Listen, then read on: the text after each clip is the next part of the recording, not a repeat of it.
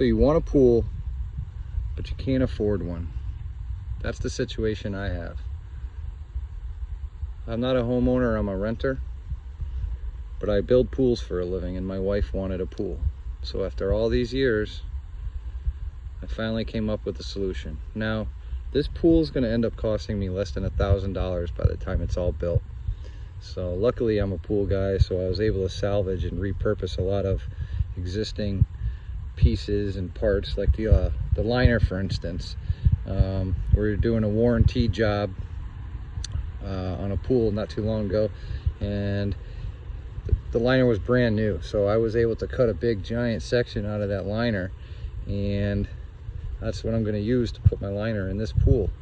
So I'm going to just kind of talk you step by step on what we did here.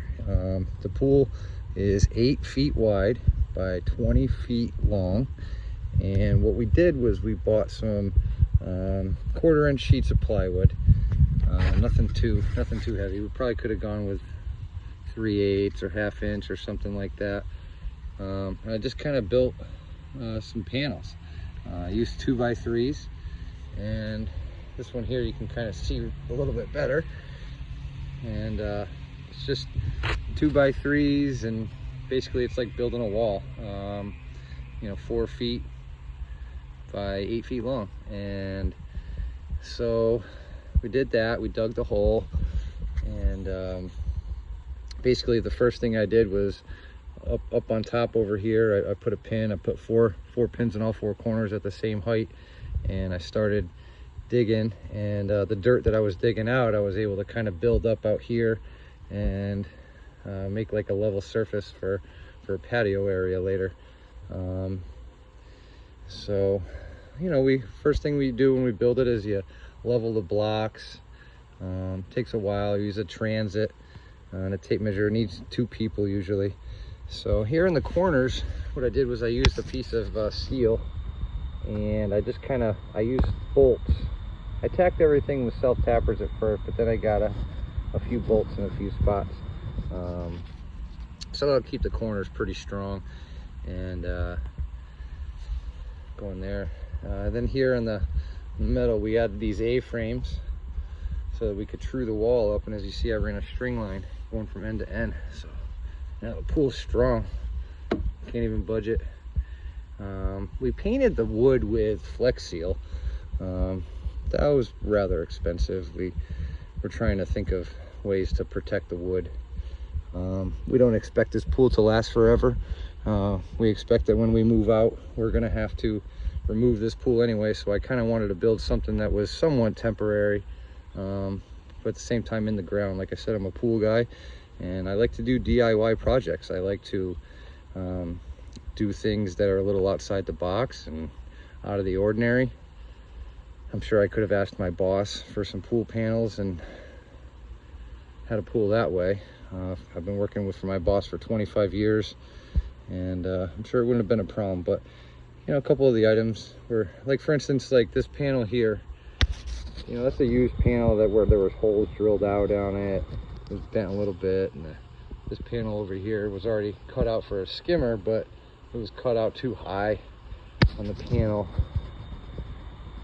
So those are pieces of metal that would have ended up in the scrapyard, and I salvaged them for my purpose, for building the pool. My wife wanted a pool. So I don't know. The next step is going to be to use we're going to use vermiculite pool base on the inside. We're going to be about 45 inches here in the shallow, and we're going to try to taper down to about 5 feet down in the deep end. And then when I take the liner, what I'll do is I'll just lay the liner in the hole and kind of wrap it over the sides. We're going to have to fold it and make creases, so the liner's not going to fit perfect, obviously, because it's a used liner. But I'll try to work the wrinkles or the creases into the corners and stuff like that. So I don't know, I just wanted to do something kind of special here. So this is what we got. And I've already had my son come out. My son's 15 years old, plays video games every day, and it was nice to get him out here helping me measure and get this pool square. And I just want to say thanks to everybody who's taken the time to watch my video and kind of follow us along here. I got to work this week, so I don't know how much I'll be able to get done on this pool this week, but the plan is to have this pool filled by this time next week. And you know, even the filter, we're going to be putting our pump and filter over here in this area somewhere. I had a couple Hayward EC65DE filters that were just broken, missing parts, and you know, I had one that I picked up off a marketplace, and I'm just going to kind of rebuild a filter so I have a nice filter. I have an old Hayward chlorinator for chlorine tabs that I'm going to use. I did buy a brand new pump. It's a 1 horsepower 110 volt pump that I can plug in with an extension cord. You know, we'll just run it 6 hours a day, or 6 hours on, 6 hours off, something like that. Get a timer. And but hey, thanks for watching, thanks for listening, thanks for following along my channel, and I appreciate everybody. Appreciate all the support. I really do. It means a lot. I enjoy doing my YouTube channel. It's a good way for me to document my work and my jobs, and hopefully it'll have some benefits in the future.